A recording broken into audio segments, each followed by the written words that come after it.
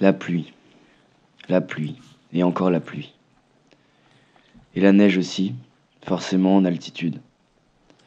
C'est dans cette ambiance humide que je suis rentré dans le Kéra, avec une vue réduite à la visière de la capuche et des gouttes sur les lunettes. Et dans ces conditions, j'étais loin d'imaginer la beauté des lieux sur lesquels j'allais tomber.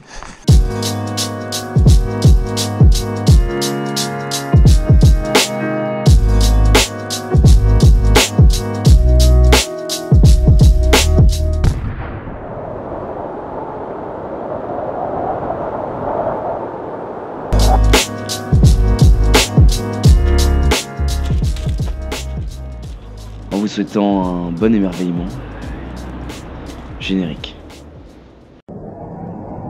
C'est parti, c'est parti.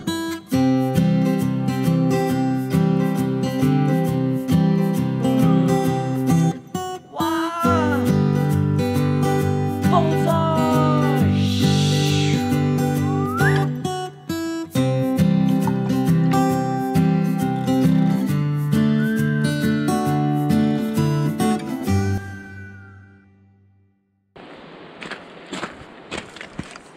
Plus challenge réellement le corps et le met à l'épreuve. Après une semaine de température proche de zéro, dans une atmosphère humide, la fatigue physique s'amplifie. Je viens de quitter la commune de Seillac, où je me suis posé sur une table d'un restaurant fermé parce que tout est fermé là, on est complètement dans la mi-saison, dans la basse saison où tout le monde prend ses vacances et tout ça. Et il pleut toujours. Du coup,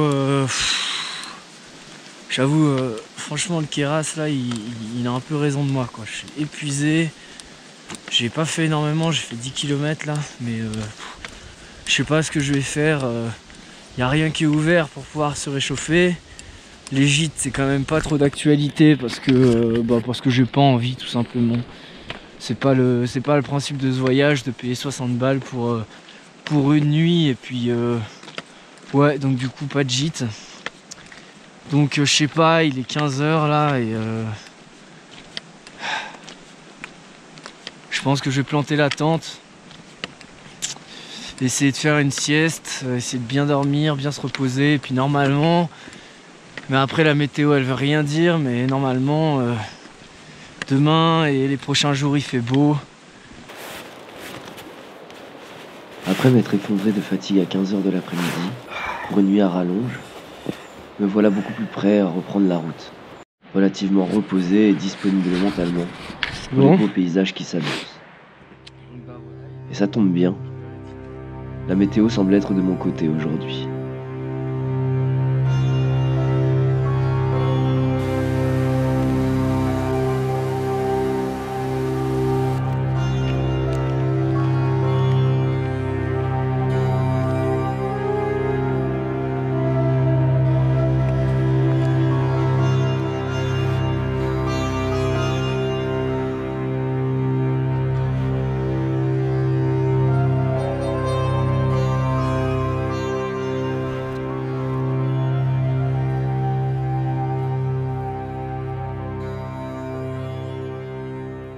Le soleil est incroyable, ravive les sens et me donne des ailes. Je pouvais m'attaquer sereinement au col Girardin, à 2700 mètres d'altitude. Et aussi au paquet de neige qui avait dû y tomber ces derniers jours.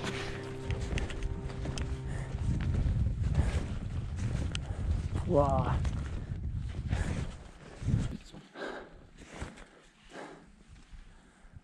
You. Sylvain, un photographe passionné de nature, croisé sur le lac en contrebas, partage ma route. Il me parle d'un petit observatoire posé à 2900 mètres à quelques centaines de mètres du col, sur la ligne de crête. Un beau spot pour faire de la photo et ramener de belles images.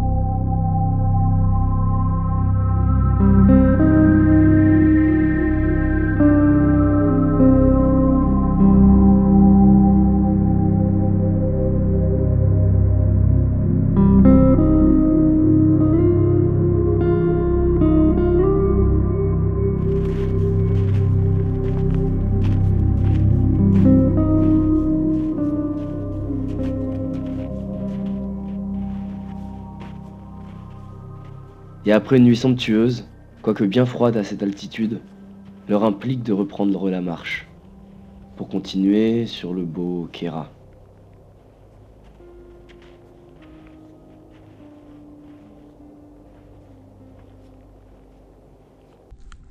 Hey, hey, petit aparté. Ouais, je sais, j'ai une frontale alors qu'il fait jour. C'est pour ça, je vais vous montrer un truc un peu assez dingue. Ça fait un peu flipper, surtout tout seul. Mais ça rappelle des bons moments d'urbex. À cet endroit, la frontière entre l'Italie et la France est chargée d'histoire. Comme en témoignent ces nombreux bunkers, creusés à même la roche.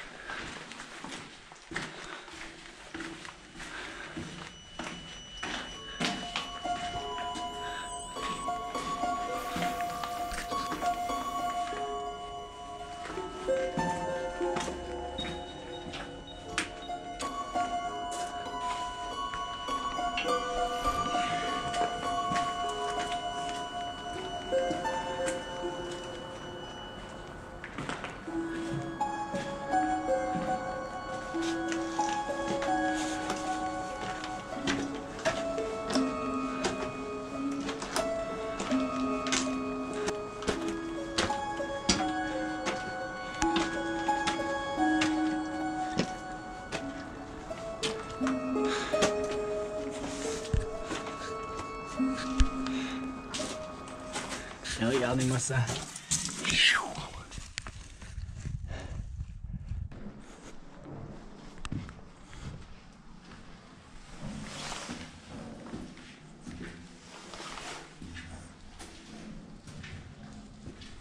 Et parfois également, certains forts sont perchés sur les sommets de pics enneigés.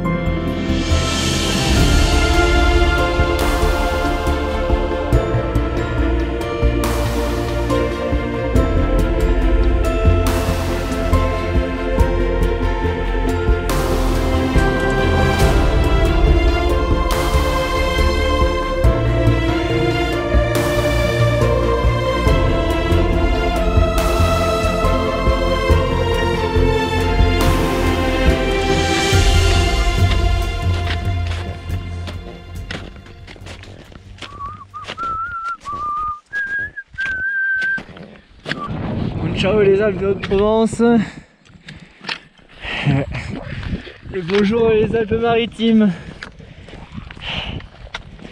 Et dans le maritime il y a la mer. Et on s'y approche à grands pas et à grand froid aussi, parce que putain le vent, et il est glacial. Et ça va être une belle petite descente. Aïe, c'est dingue, dès que le vent s'arrête, il fait super chaud et tu sens le sud de la France quoi. Mais dans le vent, ça caille, ça caille.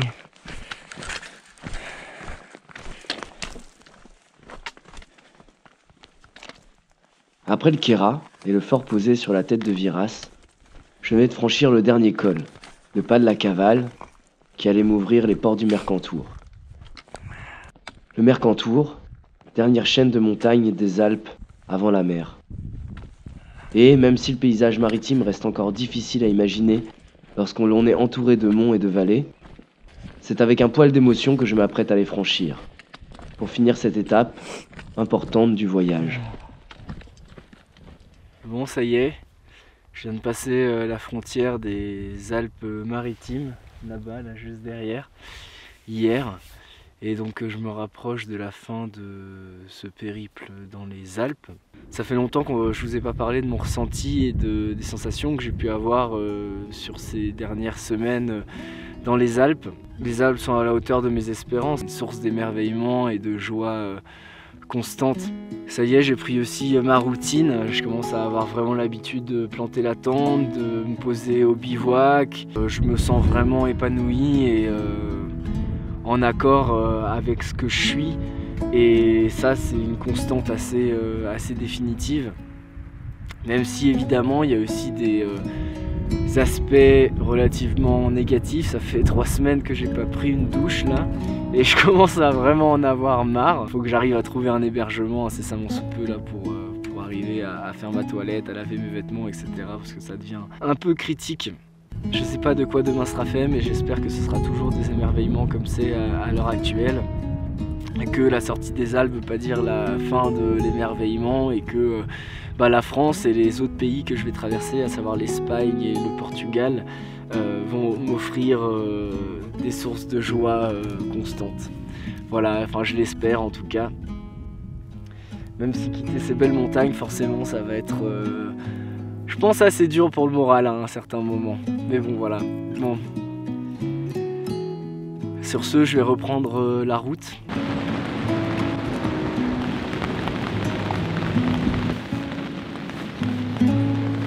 Saléa ? Ouais. Quelques raids, le GRVM, des choses comme ça aussi. Ouais. Pour l'arc-en-ciel, il est terrible, quoi.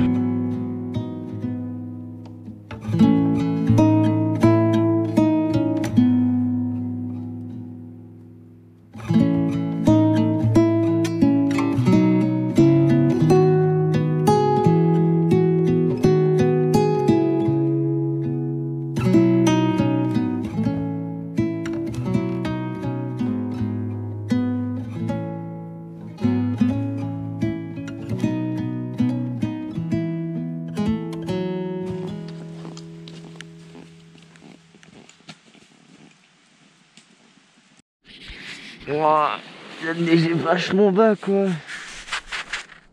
Il y a de la neige à moins de 2000 là. C'est tout blanc du coup partout.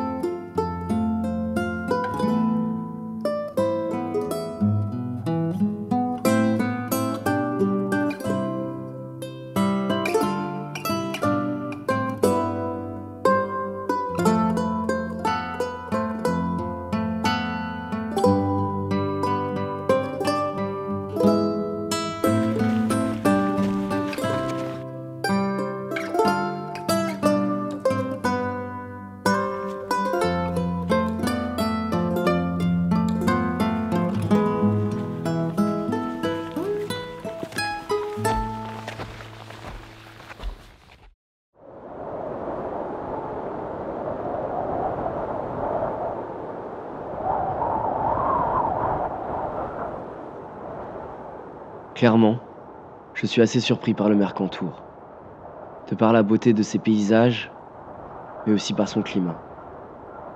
Quand j'imaginais les Alpes-Maritimes, j'étais loin de penser à la Lombarde, ce vent glacial qui refroidit l'air en quelques minutes, de plusieurs degrés, et qui te fait oublier le sud. Gare à celui qui se fera surprendre.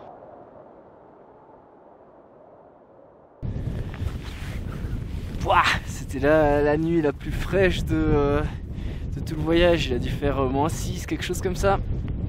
Et c'est difficile de s'imaginer qu'on est à 3 jours de la mer. Puis, comme un signe après cette nuit particulière, une joie immense de voir la mer apparaître au loin.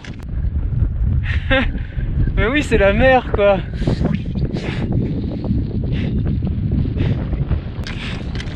C'est trop bien la vie quand même. C'est rude, c'est bien. Je quitte ensuite la neige pour un temps. Descends sous la barre des 1000 mètres pour la première fois depuis plusieurs semaines.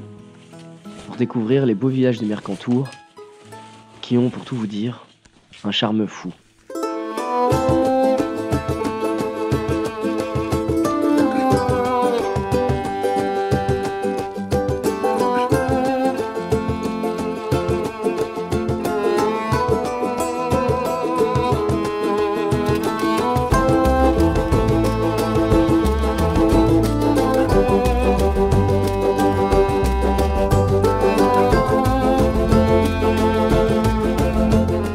Mais avant de rester proche du niveau de la mer, le dernier 2000 des Alpes.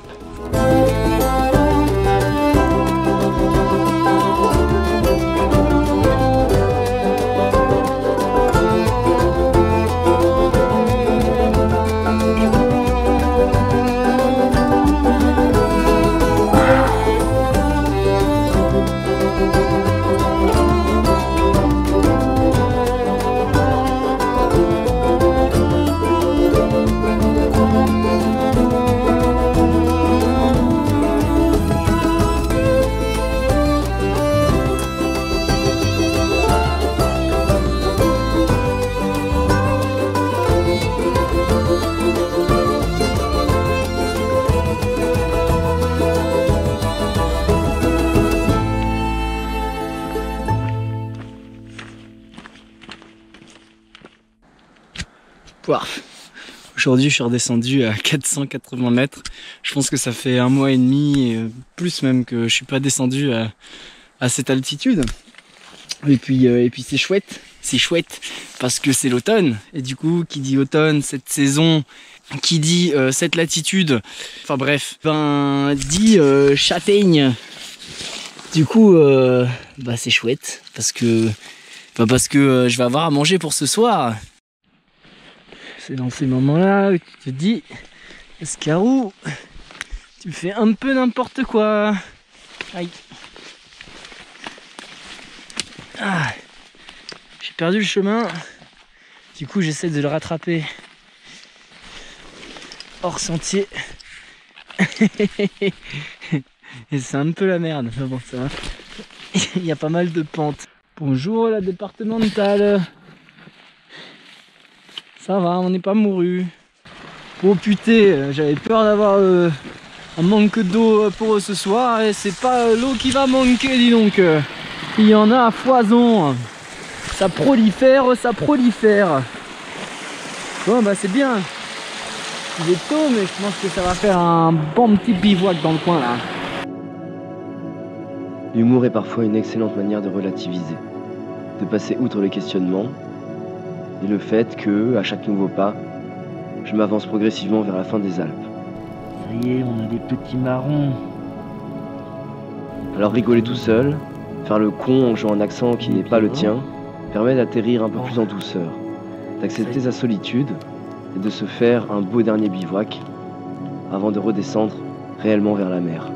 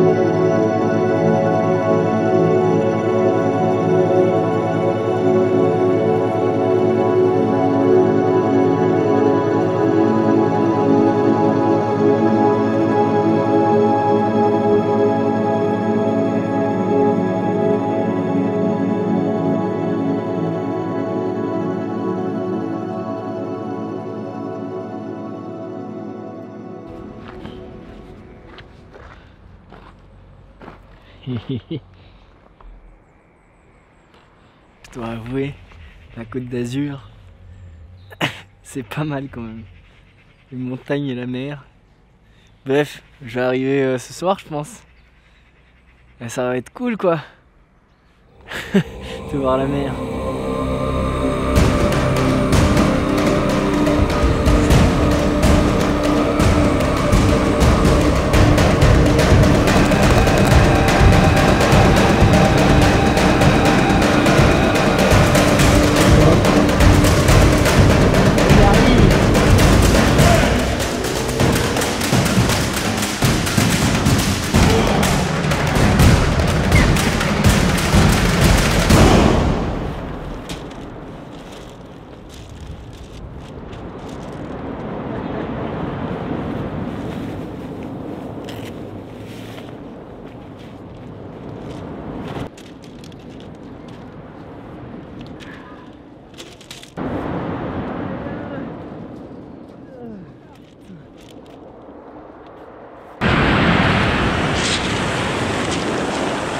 Comme ça.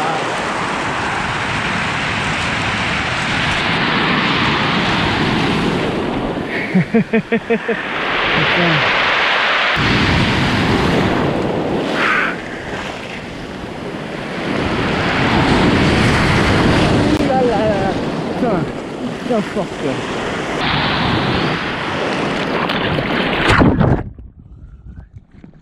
Voilà.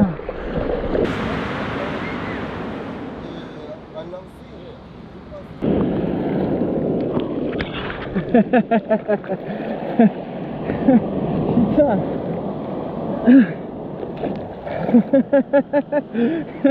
Elle est trop belle la vie, putain. Wouhou.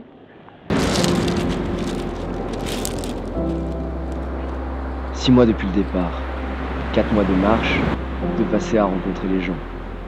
Déjà 1800 km et quelques 80 km de dénivelé positif et négatif.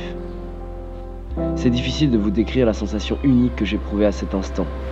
Une joie immense, un sentiment d'accomplissement rarement atteint, et je me sentais aussi un peu perdu, devant toute cette beauté que peut apporter le monde qui nous entoure.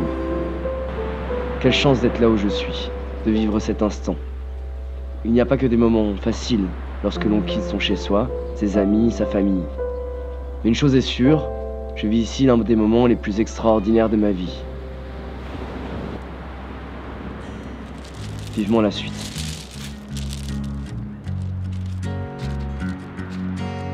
Saint-Étienne de Tinée. Bah c'est reparti pour cette petite route en direction de Nice. J'y suis à 6 jours. Donc c'est vraiment les derniers jours passés dans les Alpes a priori, avant d'arriver à la mer.